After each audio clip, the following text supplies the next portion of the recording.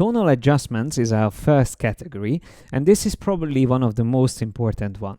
This deals with the exposure and setting the exposure correctly. So what is a correct exposure first of all, and how can we check? There is a panel which is called histogram, and that's probably the most important panel when you work with tonal values. So once I select that, it will come up here, but it has a couple of options. So let's click on the panel menu and choose expanded view first of all. Then also change the colors to RGB.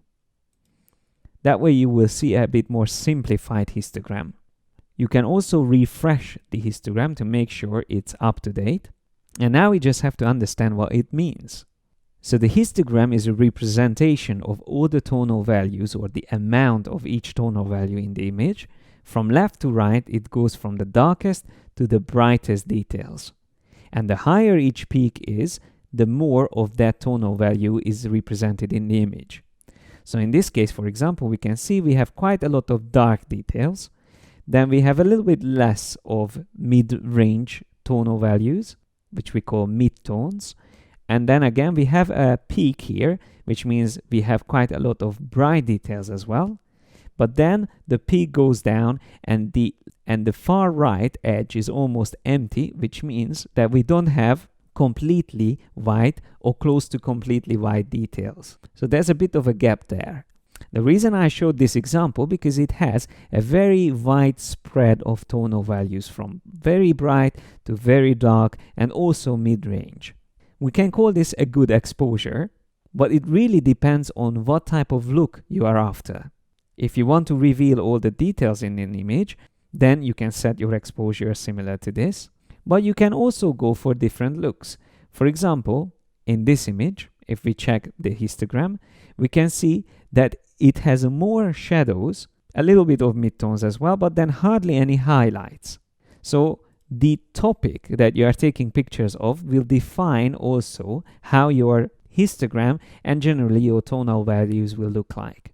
If I switch to another image again, of course, we have a lot of bright details here on the sky, so we expect to have more highlights, but a bit less shadows. And as I said, we have that gap there on the left, which means that we lack darker details, or closer to the darkest details are missing. So each image will need a slightly different approach, but in this video I'm going to show you the main adjustments that we use to improve that, and also I will talk about one of the filters that I prefer to use to correct the tonal values. So just to clarify what we learned so far about the histogram, here's an example of the same photograph with different settings. The one on the left we would call underexposed, the one on the right we would call overexposed image. They are not really good exposures because you are losing out on a lot of details. It's possible to recover those details, but to a certain extent.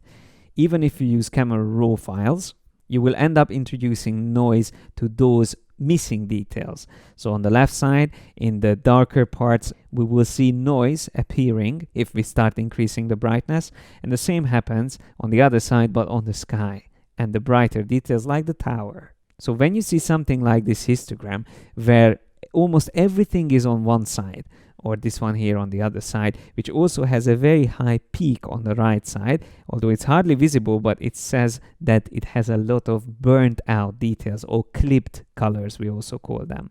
They are the completely white or completely black in case of this image. So these are not good histograms. If you see something like this and you have a different shot of the same scene, then try to avoid using these.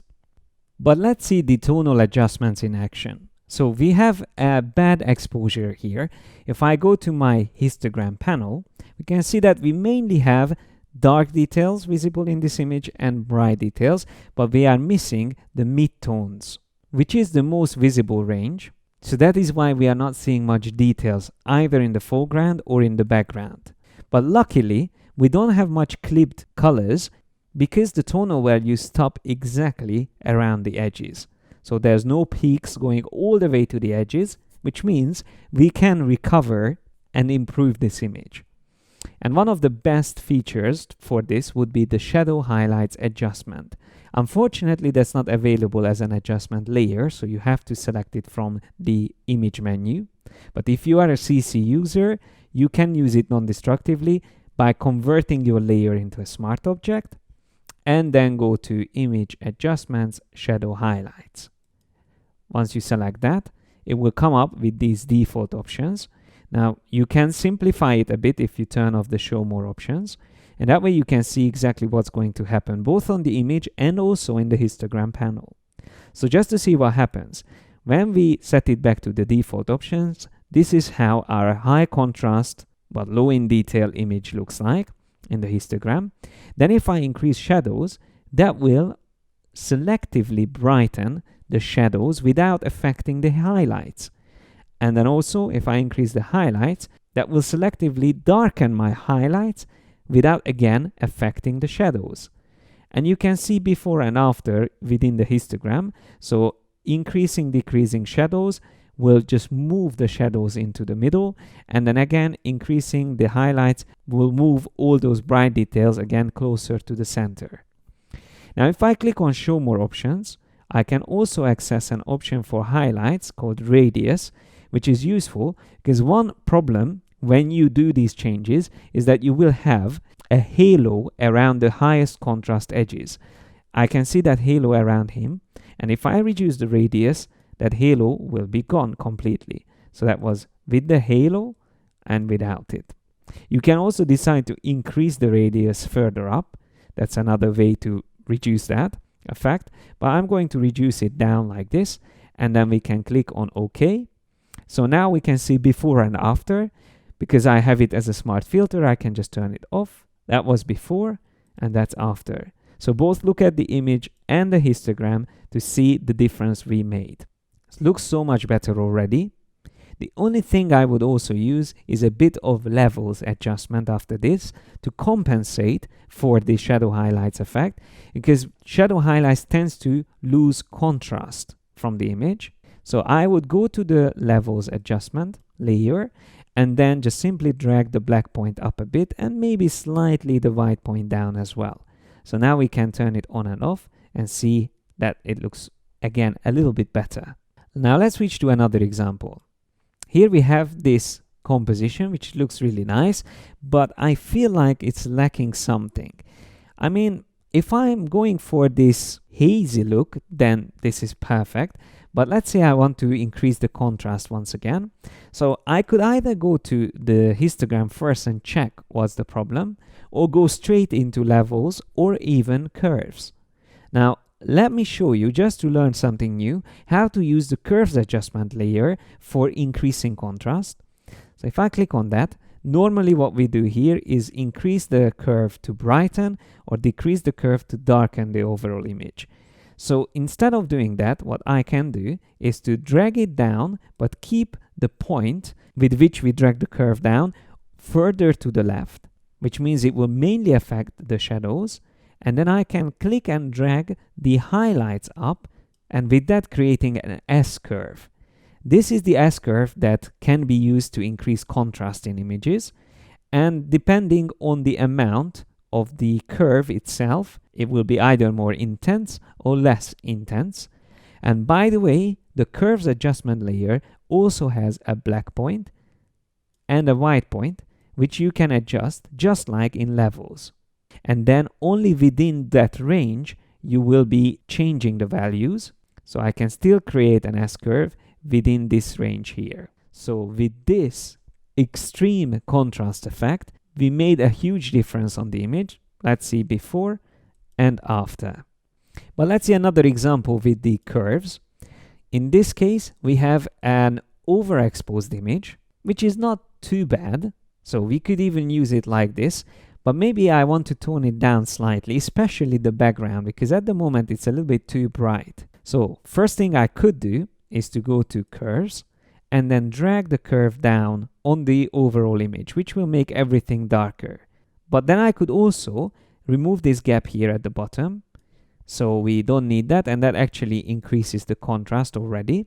Now my only concern is that the girl with the camera got a little bit too dark. In these cases, don't forget to use the mask on the adjustment layer. So by going to the toolbar and selecting the brush tool with a soft edge brush and black as my foreground color, I can paint over her to remove the effect from her.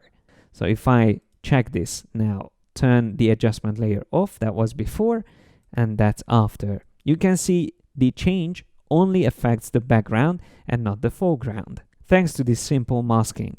And you don't even need to do a selection, just use a big soft edge brush to locally apply the adjustment instead of the overall image. Now in this last example, I would like to show you two things. First of all, whenever you use tonal adjustments like levels and curves, one thing you should bear in mind that whenever you increase the black point and reduce the white point, you are actually losing all those details or color information that was to the right of the white point and to the left of the black point. This is called clipping, and there's even a better way to see this. If you hold down the Alt or Option key while dragging these little arrows, you will see a different view of what is happening. This is almost like a thermal view. And in case of the black point, whatever turns completely black is the worst. So those details are purely black now. There's no detail on them at all. And we can actually see it. Once I let go the Alt, that's exactly what shows there. And if I do the same, holding down Alt or Option while dragging the white point, anything that turns completely white will be again clipped to completely white. You should avoid doing these things. So whenever you do the changes on the black point and white point, try to be careful and subtle with them. What I mean is something like this would already be too much colors being lost. So I would keep it somewhere around here. So wherever the tonal values are still very flat, you can clip into, but don't go into areas where you have too much details. Like these peaks get lost, that means we are losing too much details there. Now there are also two other adjustment layers, brightness, contrast, and exposure, which are also useful, but I wouldn't spend time on them because they are very straightforward how to work with. Instead, in this video, the last example is going to be the camera raw filter, because camera raw offers amazing options for adjusting exposure.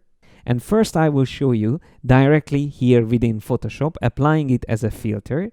So I'm just going to delete my levels adjustment, and instead of using that, I will go to filter and choose camera raw filter. But remember, if you choose convert for smart filters, you can also use it as a smart filter, which means it will be non-destructive. So now I can choose camera raw filter, and then in this dialog box I can even drag these values around within the histogram. So that way I can do exactly what I did before.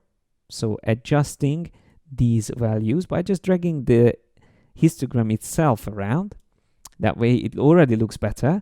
But of course you can also do the same thing here with the exposure, highlights, shadows, whites and blacks. So these are even more specific than just black point, white point and midtones. Here you have even more control. And normally what I do is reduce the highlights and increase the shadows. That way we get a better result. So let's see before and after by pressing P on the keyboard. So yeah, that definitely looks better after. And apart from using camera raw filter just to adjust the tonal values, you have loads of other options here like clarity, which is one of my favorite ones, with which we can add already so much more contrast. So once again, before and after, you can see it's a big difference. In a separate video, I will come back to camera raw, but there's one thing I would like to explain, that if you don't have the filter available within Photoshop, you can still use it on images by going to the File menu and choose Browse in Bridge. You will be able to select an image, right-click on it and choose Open in Camera Raw. Even if it's a JPEG file like this one or PNG, you can still open it. It doesn't have to be a RAW file. And once it's opened in Camera Raw, then you can just do exactly the same things what we did before.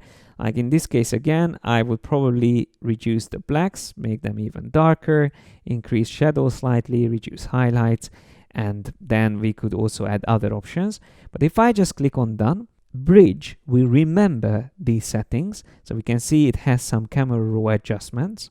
So if I next time click on this JPEG file within Bridge, it will automatically open in camera raw. And if I then want to take this into Photoshop, all I need to do is to click on Open Image. Once I click on that, it will come up in Photoshop with the changes that I applied in camera raw. And this is all I wanted to show you about tonal adjustments. So in the next video, we will focus on color adjustments.